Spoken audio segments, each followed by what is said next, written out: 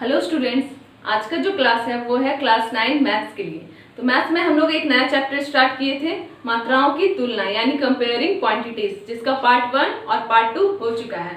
आज का जो वीडियो है वो है पार्ट 3। तो वीडियो को स्टार्ट करते हैं। सबसे पहले लिख लेते हैं चैप्टर का नाम।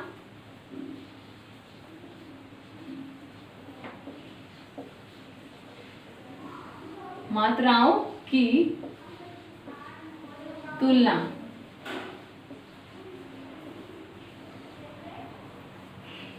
कंपेयरिंग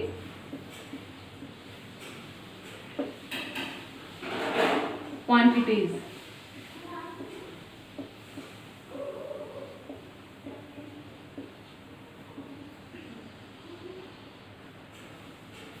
ये 6 नंबर चैप्टर है।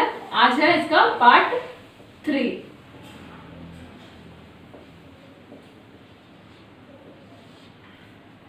ये जो चैप्टर है इसका जो पहला टॉपिक था वो था परसेंटेज, जो हम लोग पार्ट 1 और पार्ट 2 में पढ़ चुके हैं। उसमें क्या है कि हम लोग परसेंटेज को एकदम अच्छे से समझे थे और परसेंटेज का कुछ इंपॉर्टेंट क्वेश्चंस को हम लोग पढ़े थे। तो आज जो है वो क्या है, 3 नंबर टॉपिक पे हम लोग आ रहे हैं, प्रॉफिट एंड लॉस।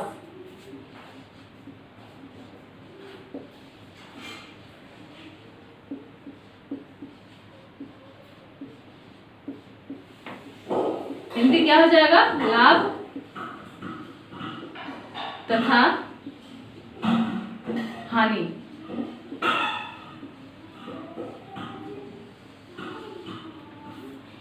ये जो टॉपिक है, ठीक है, ये इसी चैप्टर के अंदर आता है, इसलिए हम लोग ज्यादा इस पे डीप पे नहीं पढ़ेंगे। जो इम्पोर्टेंट होता है वही हम लोग पढ़ेंगे।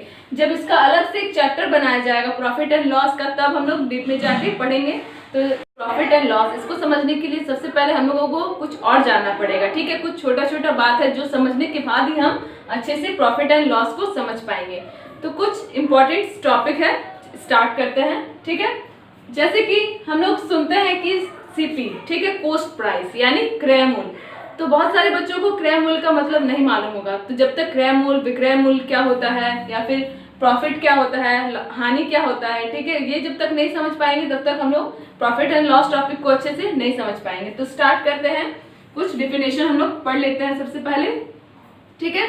सबसे पहला है यहाँ पे क्रय मूल्य। क्रय मूल्य, इसको इंग्लिश में क्या कहते हैं, कॉस्ट प्राइस। अब हम समझते हैं कि ये क्रय मूल्य क्या होता है। तो इसका डेफिनेशन लिख लेते हैं। जिस मूल्य पर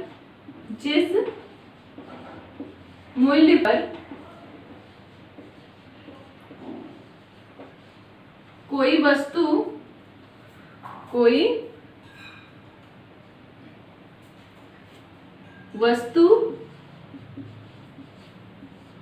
खरीदी जाती है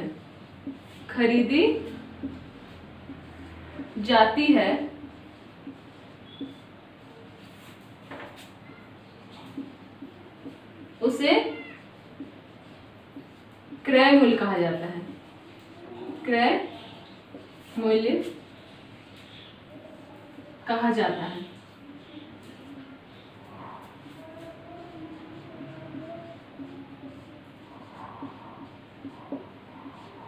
क्या हो गया क्रय मूल्य का परिभाषा, जिस मूल्य पर कोई वस्तु खरीदी जाती है उसे क्रय मूल्य कहा जाता है। इसका उदाहरण क्या हो जाएगा, जैसे कि कोई किताब का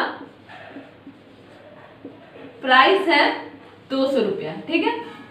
तो ये जो 200 रुपया है यही हो जाएगा हम लोग का क्रय मूल्य यानी कॉस्ट प्राइस। तो ये क्लियर हो गया। अब हम लोग सेकंड नंबर पे आते हैं, ठीक है, यानी विक्रय मूल्य।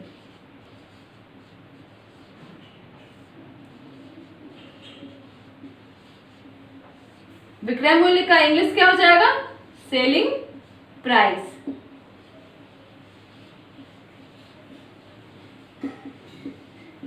इसे भी अच्छे से समझने के लिए हम लोग एक परिभाषा से इसको पूरा डिटेल से समझते हैं, ठीक है। क्या हो जाएगा विक्रय मूल्य का, जिस मूल्य पर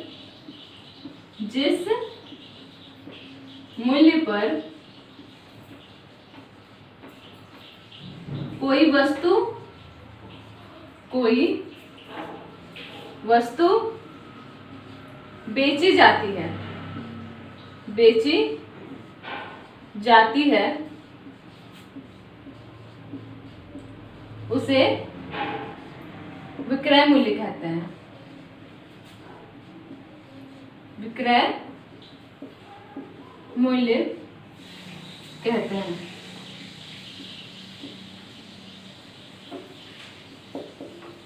क्या हो गया विक्रय मूल्य का परिभाषा? जिस मूल्य पर कोई वस्तु बेची जाती है उसे विक्रय मूल्य कहते हैं। दोनों को एक साथ लिखने से हम लोग को क्या हो जा रहा है, कॉन्सेप्ट एकदम क्लियर हो जा रहा है कि क्रय मूल्य क्या हो गया, जिस मूल्य पर कोई वस्तु खरीदी जाती है उसे क्रय मूल्य कहते हैं, और विक्रय मूल्य क्या हो गया, जिस मूल्य पर कोई वस्तु बेची जाती है उसे विक्रय मूल्य कहते हैं। ठीक है, यानी कॉस्ट प्राइस और सेलिंग प्राइस हम लोग देख लिए। अब हम लोग आते हैं प्रॉफिट क्या होता है। ठीक है, लाभ क्या होता है, तो हम लोग लाभ पे आते हैं। अब प्रॉफिट को समझते हैं। प्रॉफिट यानी लाभ।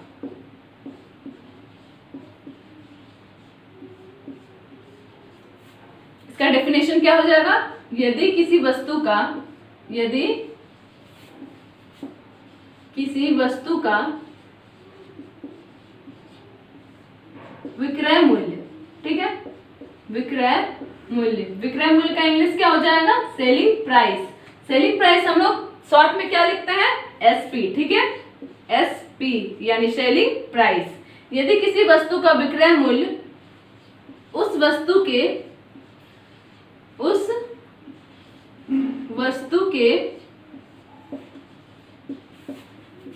क्रय मूल्य से, क्रय मूल्य यानी क्या हो जाएगा इसका? सीपी, सेलिंग प्राइस, क्रय मूल्य से अधिक होता है, अधिक होता है, तो उस वस्तु पर लाभ प्राप्त होता है। ठीक है, लाभ प्राप्त होता है।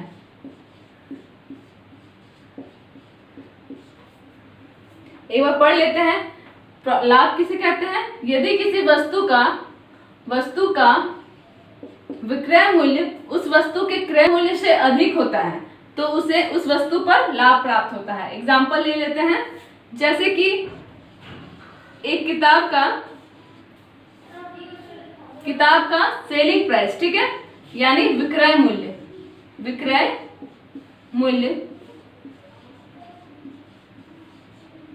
मूल्य हो गया 500। ठीक है, और जो कॉस्ट प्राइस है यानी क्रय मूल्य वो हो गया 450।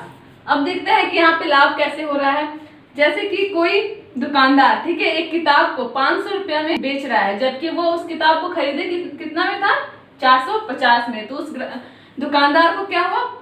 50 का 50 रुपया का लाभ हुआ। ठीक है, कंडीशन सेम अप्लाई हो रहा है कि विक्रय मूल्य क्रय मूल्य से अधिक। ठीक है, क्रय मूल्य 450 तो विक्रय मूल्य 500, क्रय मूल्य से अधिक हो गया विक्रय मूल्य। यहाँ पे क्या हुआ? दुकानदार को 50 रुपया का लाभ हुआ। तो ये समझ में आ गया प्रॉफिट। अब हम लोग देखते हैं कि हानि किसे कहते हैं, यानी लॉस किसे कहते हैं।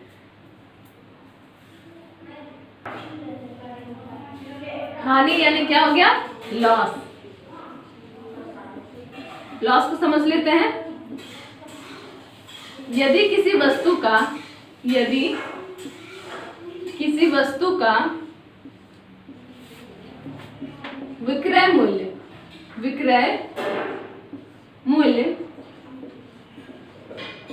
उस वस्तु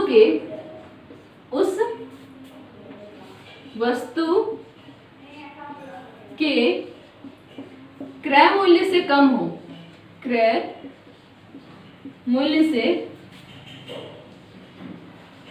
कम हो, तो उस वस्तु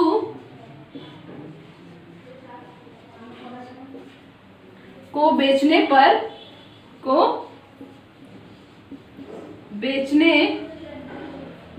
पर हानि होता है, हानि होता है यानी लॉस होता है। यहाँ पे एक चीज ध्यान रखना है कि विक्रय मूल्य और क्रय मूल्य पे हम लोगों को कंफ्यूज नहीं होना है। क्रय मूल्य यानी सीपी हो गया यानी कॉस्ट प्राइस, और विक्रय मूल्य हो गया सेलिंग प्राइस यानी एसपी। तो यहाँ पे लॉस का डेफिनेशन क्या हो जा रहा है, यदि किसी वस्तु का, ठीक है यहाँ पे वस्तु छूट गया, यदि किसी वस्तु का विक्रय मूल्य उस वस्तु के क्रय मूल्य से कम हो तो उस वस्तु को बेचने पर हानि होता है। हम लोग उदाहरण से इसको क्लियर करते हैं, ठीक है। जैसे कि एक टेबल का हम लोग यहाँ पे ले लेते हैं सेलिंग प्राइस यानी विक्रय मूल्य, और यहाँ पे सीपी ले लेते हैं यानी क्रय मूल्य।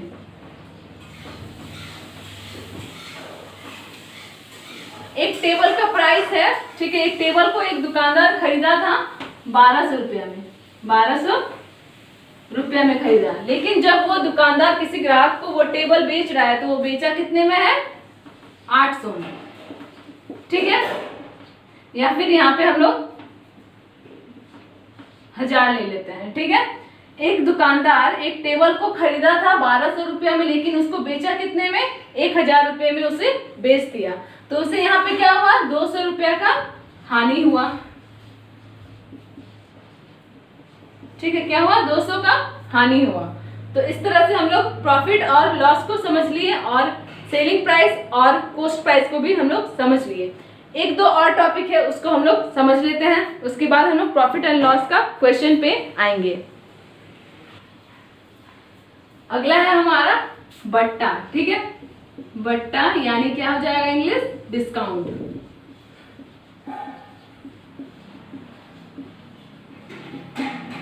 बट्टा यानी डिस्काउंट, इसको हम लोग डिफाइन करते हैं, किसी वस्तु के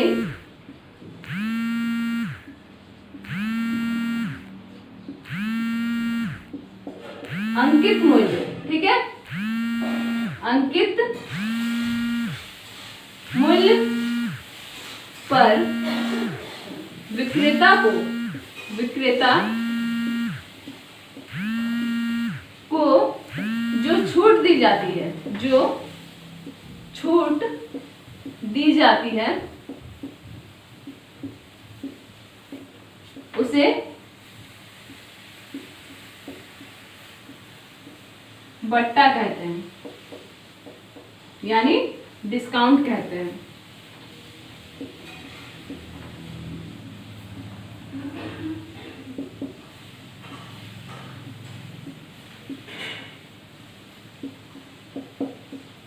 क्या हो गया, किसी वस्तु के अंकित मूल्य पर विक्रेता को जो छूट दी जाती है उसे हम बट्टा कहते हैं। जैसे कि एक किताब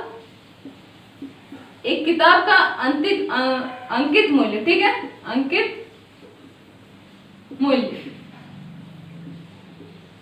यानी जो उस किताब का जो मूल्य दिया गया है, किताब पे जो मूल्य है वो है 450 रुपया, ठीक है।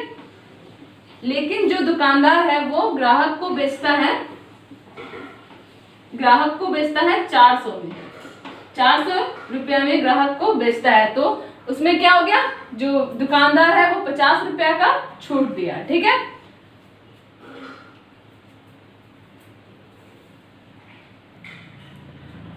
अब जैसे प्रॉफिट एंड लॉस के क्वेश्चन को सॉल्व करने से पहले हम लोगों को कुछ फॉर्मूला को ध्यान में रखना है, तो हम लोग उस फॉर्मूला को सबसे पहले पढ़ लेते हैं ताकि जब हम क्वेश्चन बनाएं तो उस फॉर्मूला को पुट करके हम आसानी से निकाल सके आंसर। तो कुछ फॉर्मूला, इंपॉर्टेंट जो फॉर्मूला है उसको देख लेते हैं सबसे पहले। तो ये हो गया कुछ हम लोग का इंपॉर्टेंट फॉर्मूला, एक बार पढ़ लेते हैं। लाभ बराबर क्या हो जाएगा, विक्रय मूल्य माइनस क्रय मूल्य यानी selling price minus cost price, ठीक है।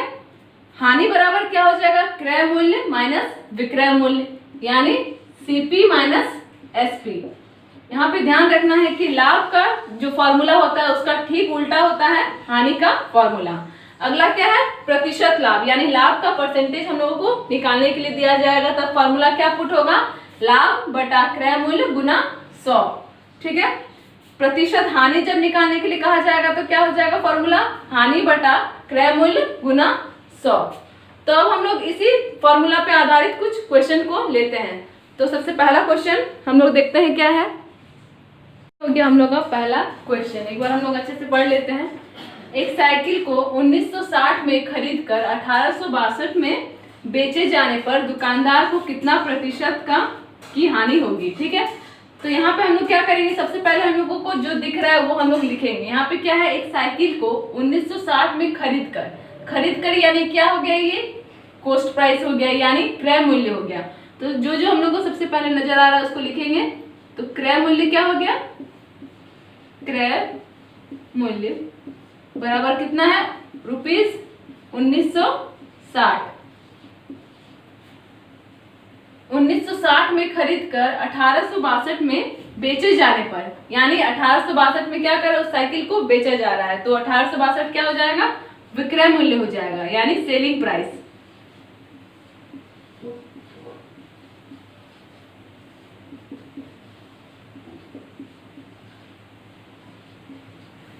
बेचे जाने पर दुकानदार को कितना प्रतिशत हानि होगी। यहाँ पे क्या है, क्रय मूल्य है 1960 और विक्रय मूल्य है 1862। तो हम लोग यहाँ पे क्या हो रहा है, दुकानदार को वो 1960 में खरीद रहा है लेकिन बेच कितना में रहा है, 1862 में, यानी उसको कम में बेच रहा है यानी उसको हानि हो रहा है। ठीक है, हानि कैसे निकाला जाता है, अभी जस्ट हम लोग फॉर्मूला पढ़े कि हानि बराबर होता है क्रय मूल्य माइनस विक्रय मूल्य। ठीक है, फॉर्मूला जितना भी है उसको याद कर लेना है। तो यहाँ पे क्या है, हानि का फॉर्मूला क्रय मूल्य माइनस विक्रय मूल्य। तो क्रय मूल्य क्या हो जाएगा, 1960 माइनस करना है विक्रय मूल्य 1862 को माइनस करना है। करते हैं हम लोग माइनस, 10 से 2 जाएगा तो 8। ठीक है, यहाँ 5 हो गया, 15 से 6 जाएगा तो 9, यहाँ पे 8 कट जाएगा यानी 98 हो गया हानि।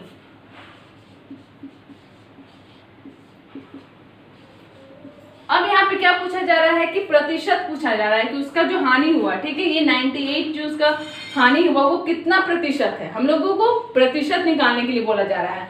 तो यहाँ पे हानि का प्रतिशत हम लोगों को निकालना है, हानि प्रतिशत। तो इसका फॉर्मूला क्या था, जो हानि हुआ वो नीचे क्या हो जाएगा, क्रय मूल्य, क्रय मूल्य गुना 100 इसलिए क्योंकि हम लोगों को निकालना है प्रतिशत। ठीक है, प्रतिशत में हमेशा गुना 100 होता है।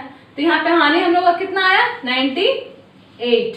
क्रय मूल्य हम लोग का क्या है, 1960 बराबर क्या हो जाएगा, 100 हो जाएगा। यहाँ तक समझ में आ गया।